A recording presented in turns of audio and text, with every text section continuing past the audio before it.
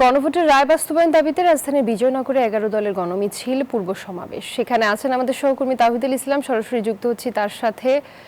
তাওহিদ, সমাবেশে কারা কারা যোগ দিয়েছেন জানাবেন, আর 11 দলীয় নেতারা কি দাবি করছেন?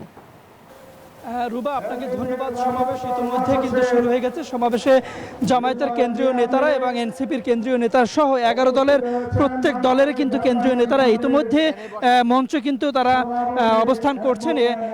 এই এই গণমিছিল পূর্বক যে সংক্ষিপ্ত সমাবেশ, এই সমাবেশে প্রধান অতিথি আছেন জামায়াতের নায়েবে আমির এটিএম আজহারুল ইসলাম, এছাড়া জামায়াতের সহকারী সেক্রেটারি হামিদুর রহমান আজাদ সহ এখানে এনসিপির আসবেন সদস্য সচিব আক্তার হোসেন। আমরা দেখতে পাচ্ছি যে এই মুহূর্তে কিন্তু আপনার এই সমাবেশের স্থল অর্থাৎ রাজধানীর বিজয়নগরে হাজার হাজার 11 দলের নেতাকর্মীরা কিন্তু অবস্থান করছেন।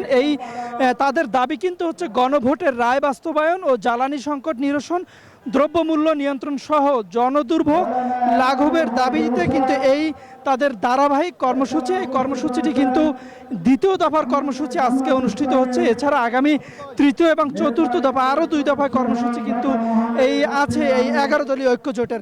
তারা বলছেন যত দ্রুত সরকার গণভোটের রায় বাস্তবায়ন করবেন তত দ্রুত তারা এই আন্দোলন কর্মসূচি সমাপ্তি করবেন। এবং তারা বলছেন তারা কিন্তু সংসদেই তারা কথা বলতে চেয়েছিলেন, সংসদের বাইরে কিন্তু তারা আসতে চেয়েছিলেন না। সরকারি বাধ্য করেছে তাদের এই রাজপথের আন্দোলন কর্মসূচি দিতে। সুতরাং সরকার যত দ্রুত তাদের দাবিগুলো মেনে নেবেন, তারা তত দ্রুতই এই রাজপথের আন্দোলন শেষ করে সংসদে ফিরে যাবেন। তো এই ছিল বিজয়নগর থেকে আমার কাছে থাকা সর্বশেষ তথ্য। রুবা। তাওহিদ, আপনাকে ধন্যবাদ।